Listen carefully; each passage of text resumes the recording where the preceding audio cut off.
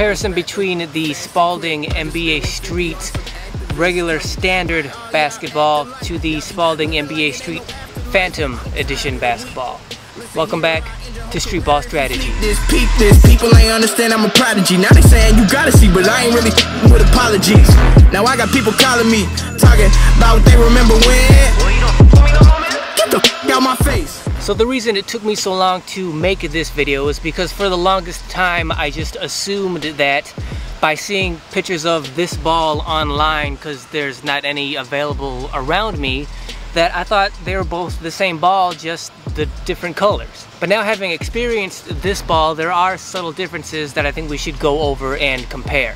Let's run down my standard criteria when it comes to evaluating different basketballs. Starting with the pebbling of these balls. So essentially the pebbling on these balls are the same in terms of the pattern. They both have like a circle pattern when it comes to the kind of pebbling they use. They're very similar in that way. I will say that the NBA Street Phantom ball is a little bit more pronounced when it comes to its pebbling, but that may be just because at this point in time this ball is a few months older than this ball, so the pebbling is definitely worn down a little bit more on this ball. They're not both brand new. This one is a few weeks old, this is a few months old.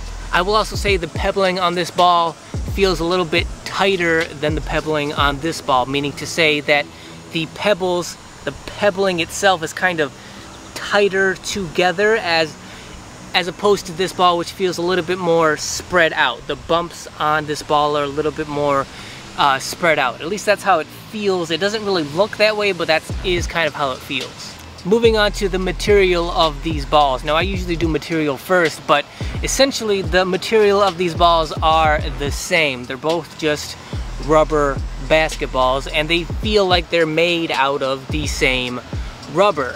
Now I will say that the Phantom ball does feel a little bit heftier, a little bit thicker. The rubber on this ball feels a little bit thinner. Now that's not a bad thing. It doesn't make this ball feel cheap at all. It just means the rubber on this ball feels a little bit thicker. It almost feels, it gives it the texture and the feeling that you would have on kind of a composite ball compared to this ball, which feels definitely more like a traditional rubber ball. Either way, you know, neither one's a bad thing. It's just a matter of what do you prefer. In terms of grip channeling, now the reason I bought this ball in the first place is because I was told the grip channeling on this ball is better than the grip channeling on this ball. And while I find the grip channeling on these balls to be slightly different, I will say it is different enough that the advantage in grip channeling definitely goes to this ball. The grip channels on this ball are slightly wider. They are a little bit wider in terms of being able to put your finger on here and feeling a difference in terms of how wide the channels are on the two balls.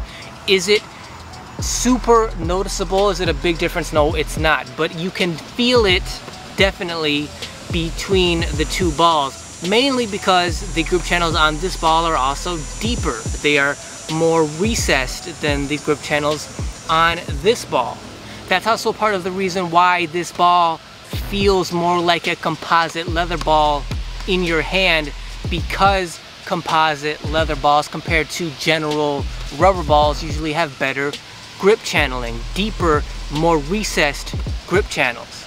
In my opinion, that's what separates these balls the most, is how deep and recessed the grip channels are compared to this ball. Again, it's not huge, it's not massive, but it is enough to the point where it is noticeable. And for me, the grip channels on this ball are preferable to the ones on this ball.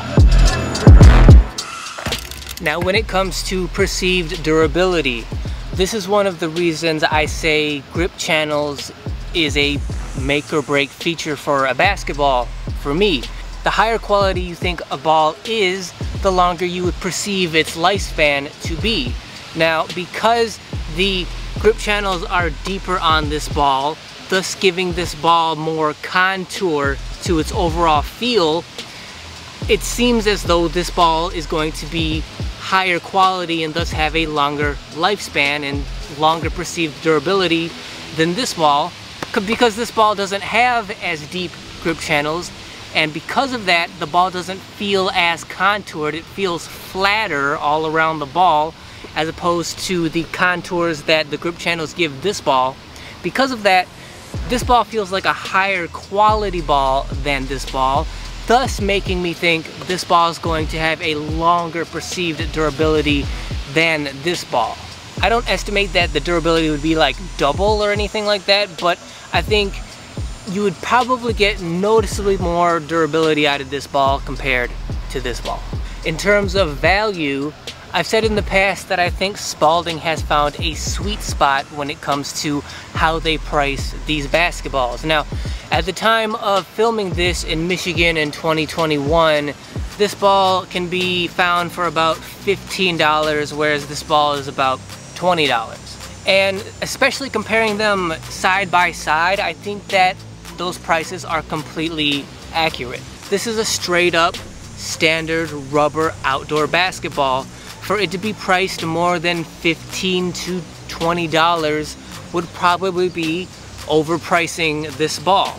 However, this ball is high enough quality where when you pay that price, regardless of how fast or slow you break down this ball, you will be happy to pay that money. You will be happy to repurchase this ball over and over again, because for the time that you're using it, you do get high quality use out of it, and it's a high quality ball and it does exactly what you expect it to do. It feels exactly how you expect it to feel. When it comes to the Phantom Street Ball, you're going a step above, because you get the deeper grip channels, the more recessed, slightly wider grip channels. You get a higher quality feeling ball slightly than the regular NBA Street Ball. And this ball is only priced about $5 more, but for that $5 you do get a higher quality feeling ball. In my first impressions video of this ball, I said it was the best feeling outdoor rubber basketball that I've ever felt, and I stand by that to this point. It's not completely broken in yet. We'll see how that goes, but as far as using this ball over the last couple weeks, it still feels like the best feeling outdoor rubber basketball I've ever felt, and I feel like for $20 you are getting a bargain at that price. But either way, in terms of value, no matter which ball you choose, you're not going to go wrong. But understand that these are outdoor rubber basketballs. They're not going to last you forever. You get 2 or 3 seasons before you have to replace them. But because they are priced so well that you're not going to regret paying that $15 to $20 time and time again for such quality basketballs. In terms of performance, the original ball is a straight up standard rubber outdoor basketball that performs exactly the way you would expect it to. That's one of the best things about it. For those of you who haven't seen the performance review of this ball yet, you will know that there is a distinct learning curve with this ball. And essentially that's kind of weird, right? Because these are essentially the same ball. They're made out of the same material. They have the same pebbling. The only real difference is that the grip channeling is a little bit more pronounced on this ball. This ball is more reactive when it comes to its bounce than this ball. How or why, I don't know. It has to be some kind of design difference between the two balls, but even when you bounce them side by side together, this ball actually bounces just off of a drop test a little bit more than this ball does. The difference comes in that this ball bounces exactly the way you would expect it to bounce when you dribble it, even considering when you bounce it off of the rim or the backboard. This ball bounces exactly the way you expect it to. This ball, even though on a drop test this ball doesn't bounce quite as high as this ball does, when you dribble this ball, the difference is the more energy, strength, power, speed you put behind this ball, the more exponentially it comes back at you. So it doesn't bounce when you dribble it the way you expect it to bounce, because you get exponentially more effort, energy, speed coming back at you, and not in the natural way where when the harder you bounce something, the harder it comes back up at you. It's exponential. So when you dribble this ball, right, if you let it just drop and bounce, it doesn't really have anything special about it. But when you actually dribble this ball, when you put effort, energy, speed, power behind it at all, the more you give it, the more you get back. To the point that just dribbling the ball off of my fingertips, I'm getting way more power back from the ball than I expect, making this ball way more reactive off of the bounce than this ball.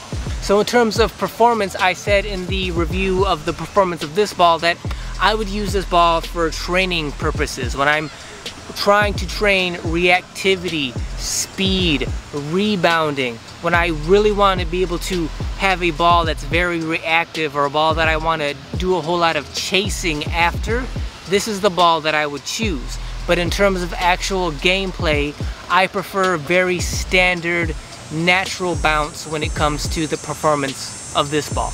That being said, the question is, which ball is better? Which ball should you choose?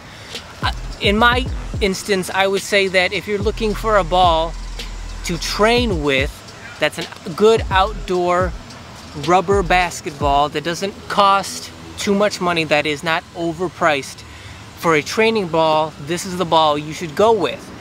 It's a shame that this isn't my actual go-to playing games ball out here at the park, because like I said, it feels amazing. It feels like a rubber version of a composite basketball, but it performs in a way where it's not predictable, it's not reliable enough to use game in and game out. It's more for training purposes because of how reactive off the bounce it is. The original Spalding NBA Street Ball is the best ball, in my opinion, for outdoor game use, because it operates out of the box exactly the way you expect it to operate. It bounces exactly the way you expect it to bounce. It performs exactly the way it feels that it should. And for $15, this being my go-to game ball, even if I have to replace it every year, I'm okay with that because of the quality of this ball, because of the way it performs the way I expect it to out here at the park. But if you can get your hands on one of these phantom balls, I would say experience for yourself how it performs, because you may prefer that.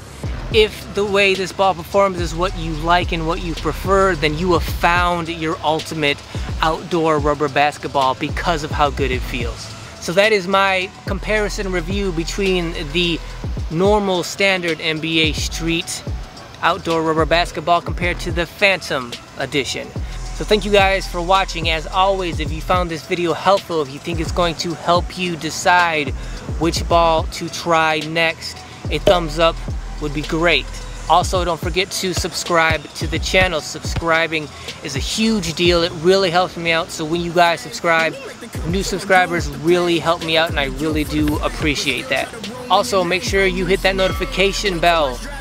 Michigan 2021, we're running out of summer. So this is my favorite time of year to make videos. I make videos all year round out here at the court anyway, but summer is my favorite time to do that. So make sure you hit that notification bell so you're notified of when these summer videos go live. And until then, I will see you guys next week. Father, help my family. We've had too many downs. Don't mean to bother you. Help, don't know if I even make a sound. I just wanna know about the situation. Cops these days are like a gang, kill for initiation.